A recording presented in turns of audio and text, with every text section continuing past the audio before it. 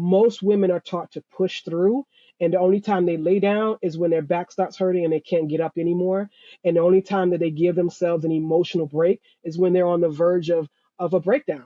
And so I really, really work with my women on understanding their capacity through scaling and saying, when you get that level 4, go take a break, because by the time you get to level 7 or 8, it might be too late and you're already snapping and popping off on people. And now you're not as beneficial and as helpful as you want to be. Hello, and welcome to Disruptors at Work, an integrated care podcast. We're excited to discuss how to better address women's health issues, especially in high stress periods, through integrated care practices. Hello, and welcome to Disruptors at Work, an integrated care podcast. I'm Dr. Allison Earl, special host for today's episode. Today I'm joined by Olivia Mikel, who's an LPC candidate at Hands to Guide You Behavioral Health in Oklahoma City, and Dr. Brandy Biglow, founder and CEO at Renovation Integrative Health. As we all know, good mental health is essential to overall well-being.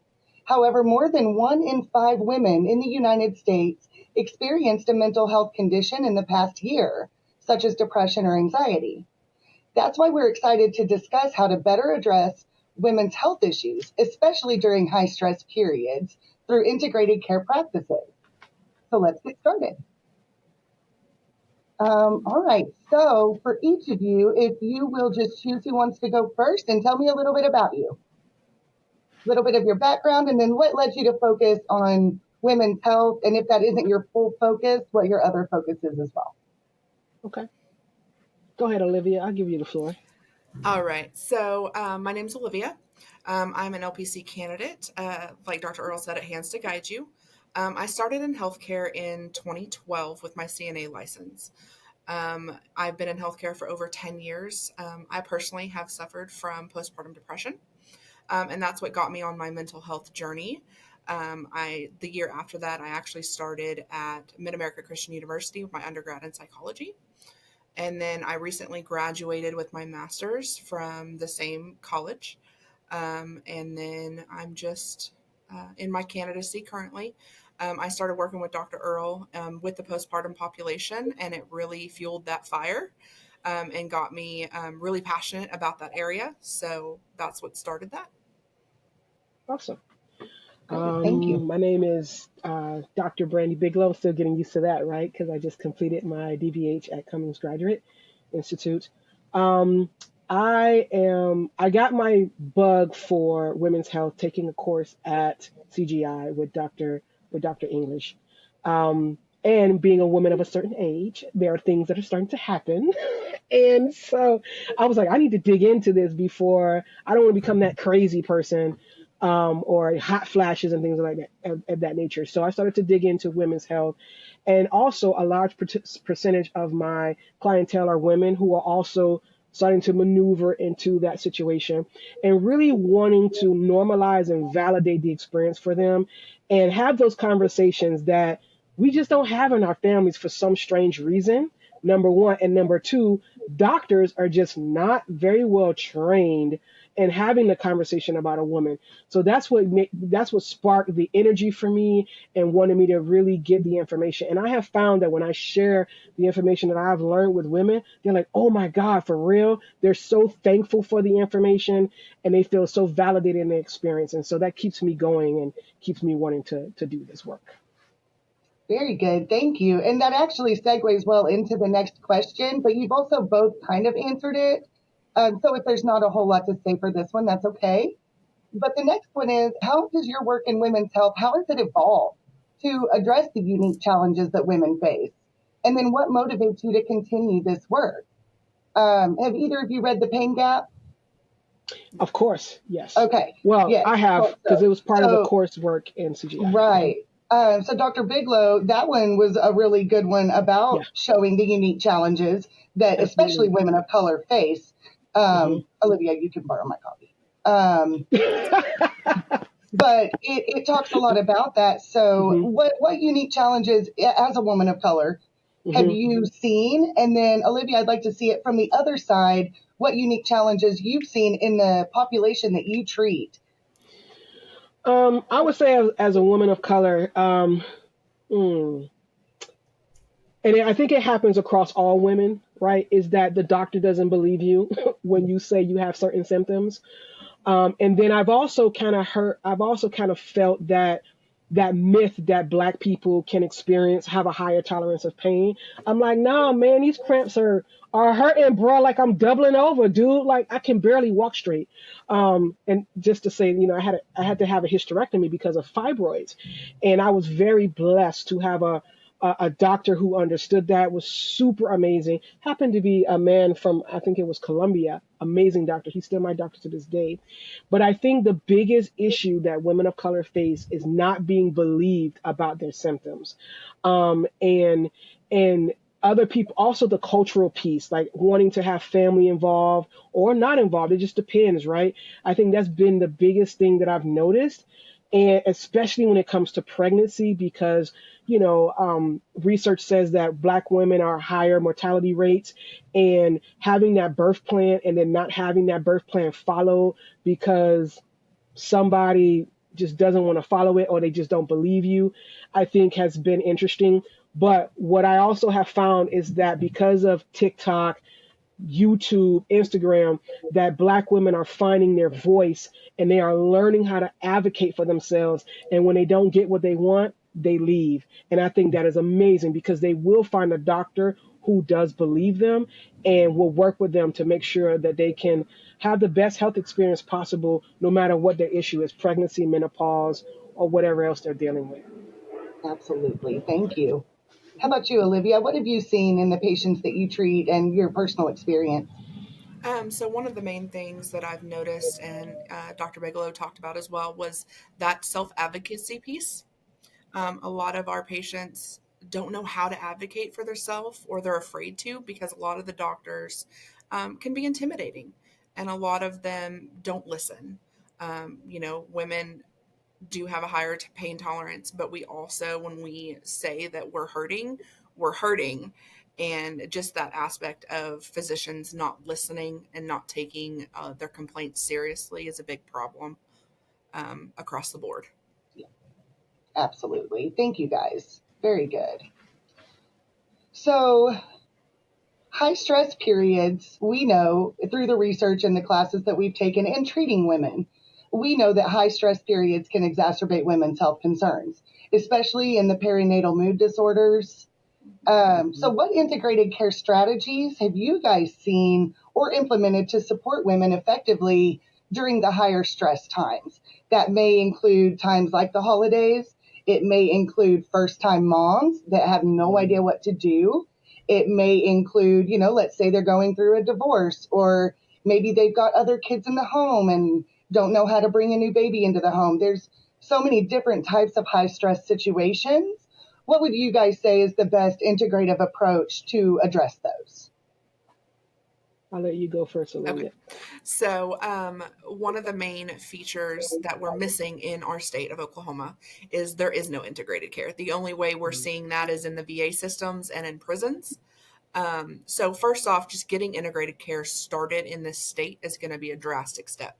Getting a DBH into the OBGYN clinics so that we can build that relationship during their pregnancy period so they can get equipped and get the tools needed so that after they have those babies, they've already got the tools. They know what they need to do.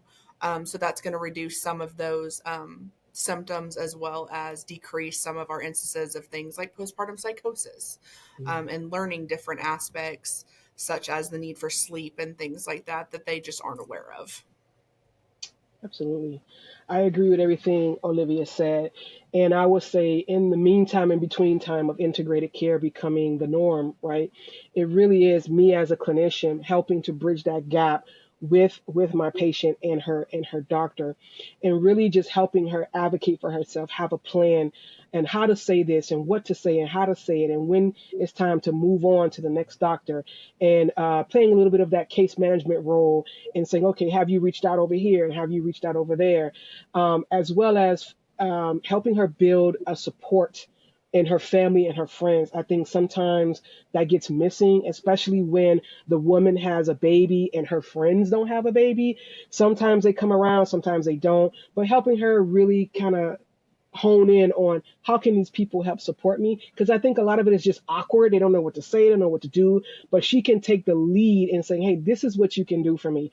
Come over and wash my clothes, come over and clean, come over and watch the baby while I take a shower, or maybe take a nap, those things. And helping her lead her family and her friends and how to care for her, I think is also helpful, in addition to what Olivia said.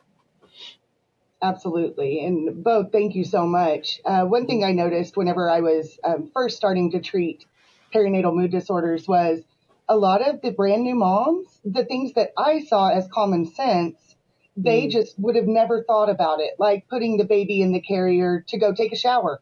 Mm-hmm. Baby's still safe. You can still take care of them if something happens, but you can shower. It was such a new concept to them because they had just never thought about, to them, it just had to be me holding baby all the time. So I think it's really important for us as providers to communicate that to them, that their role is to take care of the baby and themselves, not necessarily worrying about the house, not worrying about all this outside stuff that they think they need to focus on. So, it's providers like you guys that allow us to do that. So thank you.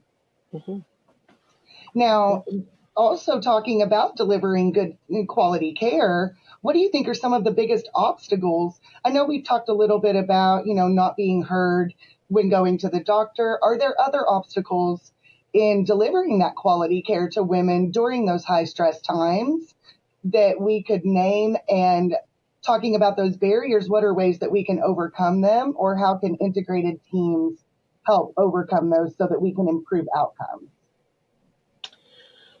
I think the biggest thing that I have seen is timeliness and access to care, especially depending upon your zip code. You may or may not be able to get the care that you absolutely need in order to care properly for yourself as well as for baby during while being pregnant, having that baby, and then going home after that aftercare. I see that is an issue, the continuity of care. I see that as a big issue for a lot of women, because you have your OBGYN, and then you got to loop in a pediatrician once the baby's born, and then these people don't talk to each other, and so it can be a whole mess of being overwhelmed as far as what to do and where to go. So that's one of the biggest barriers that I see for care for women, outside of not being heard and not being believed. One of the barriers that I've noticed is the lack of treatment team meetings across the board, using, OBGYNs talking to primary cares, talking to pediatricians, talking to mental health therapists and providers. There's just a lack of that, especially in Oklahoma. You call a doctor's office and you just don't get the response that's needed to take care of the patient. Mm, And that's got to change. It's got to change in order to give our patients a better quality of care. Absolutely. Yeah, that collaborative piece is very difficult. And I know, we've been working really hard in the company that we're in to bridge that gap some. And I know at Cummings Graduate, that's one of the main pillars of what they're teaching in integrated care. And it's so needed. It's so different on the West Coast and the East Coast compared to the Central Coast. We're just a little behind there over here in Oklahoma. Y'all gonna catch up. Y'all gonna catch up. With y'all working there, y'all gonna catch up. Right. That's right. Okay, so since we've talked about how to overcome some of those challenges, do you guys have any ideas on innovative approaches or best practices that you have found that have been most effective in addressing the women's health issues, especially during those really high stress times? And then what kind of impact have those innovative approaches or best practices, what kind of impact have they had on the quality of care that you're able to provide? Go ahead, Olivia. So I have built a group for pregnant and postpartum women. This group has been very effective in giving the patients just being able to see it and see that other women are going through some of the similar situations, and to have that community, have that support, voice concerns. It's been very beneficial. It's also decreased length of stay. and grouping that with other techniques Awesome. such as neurofeedback and individual psychotherapy has been extremely beneficial. Awesome.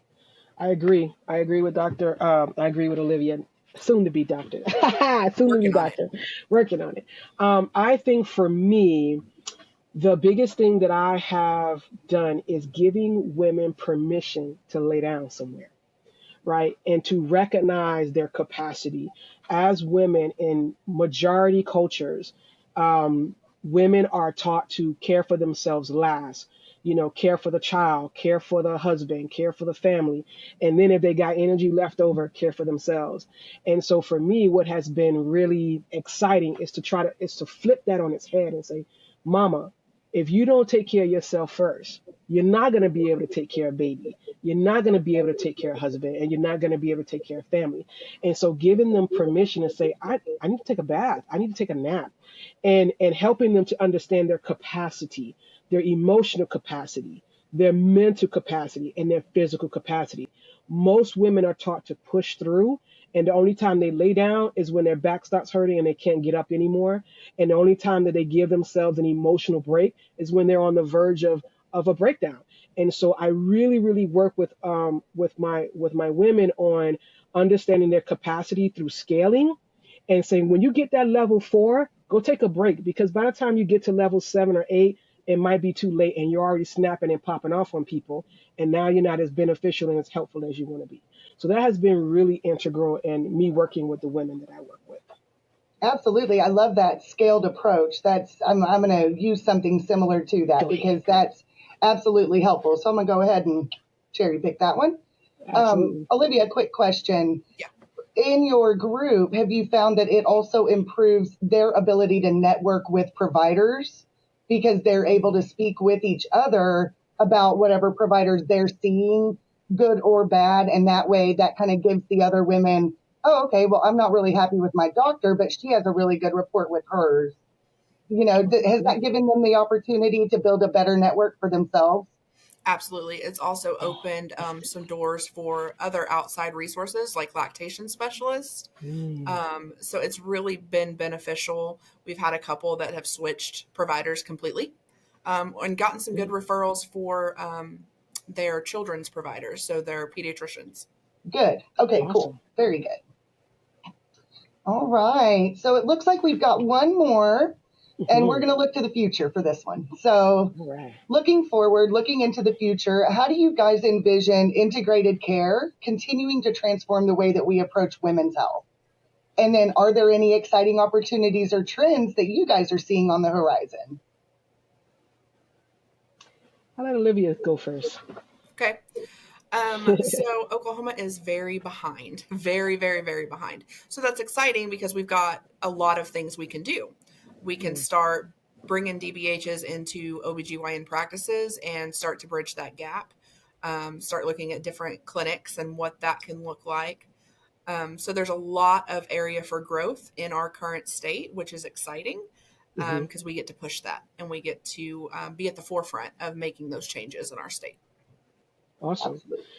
And so for me, it really is the same. It really is getting the buy-in of the medical professionals and saying, hey, this is why you need a DBH. This is why you need a mental health clinician in your office, because it's going to help you. It's going to take a load off of you, right? Because how many medical doctors who are not trained to be a therapist end up trying to counsel their patient because the patient comes in and they're sad and they're crying and they're overwhelmed. And the doctor's like, I don't know. But then if you have a DBH or a counselor right down the hall, you go outside, you say, you know what, I'm going to be back in a few minutes. And you do a warm handoff, you come back in, and then that mental health specialist who is trained to deal with this kind of thing and help de-escalate the situation can come in and help that doctor provide better care. I think that is really exciting. And that is something that absolutely needs to happen more. And I feel like as we get into, as DBHs, we don't take over the world, right? As we get into these places and we educate people, that if we can show them the benefit, not only to their bottom line, right? Because we know it's a little bit about money, a lot of bit about money, but also to their ability to provide care so that they can remember their why and why they went into medicine and help them have a more satisfied experience as a doctor, then I believe that it will just have this explosive improvement of healthcare overall for everyone involved. So, and both of those, absolutely. And I think to piggyback on those, we've got to change policy. Mm-hmm. There aren't enough policies, especially there have been some major changes in women's health over the last few years. We have a lot of women's health challenges in policies. And I think one thing that doesn't happen often enough is when the providers aren't relating to the policymakers about their families. Most of them are married. Most of them have children. Their wives very well may have experienced many of the things that we see. But whenever it is not in their backyard, it doesn't make as much of a difference to them. So going towards the future, I think if we can make any policymaker really relate to, hey, this is a problem across the board. This isn't just for women of color. This isn't just for young women or older women. This is women, cisgendered women that deal with, uterine issues and those types of situations. It's going to be a lot more, we're going to get some more traction if we can really make them relate. And that's how we're going to get those CPT codes changed. That's how we're going to get bundling. That's how we're going to get different pay structures, is by really opening that up with our small government, instead of going to big government and trying to get something done there. So Absolutely. It's about becoming, I know, it's hard because as a clinician, you don't want to become political, right? At the same time, I almost feel like I have to become political. I have to go to the people who are making the policy decisions and the legislation and saying, hey, look at this, and tell me that this is not affecting your daughter, it's not affecting your wife, it's not affecting your sister, it's not affecting your mother. Like, come on, right? Because a lot of the policymakers are men. And so it's like helping them truly buy it, like touch those emotions. And also touch their pockets as well, because those two are the things that help change the policy. And I am not a political person, but I am finding myself leaning more towards that, because I do understand that it is in the policy and is in the legislation that these things basically force the care to happen, where it should be equal and it should be equitable, but it's only in the policy and legislations that it happens, because we can't trust and hope that, people and doctors are going to treat women well. Sometimes, I don't want to use the word force, but let's say empower them to do better than what they're doing right now. Absolutely. All right. Well, on that note, I want to say a big thank you to our incredible guests. Thank you, Olivia. Thank you, Dr. Biglow, for sharing your insights and expertise today. If you enjoyed this episode, don't forget to subscribe and share. Let's keep disrupting healthcare together. Until next time.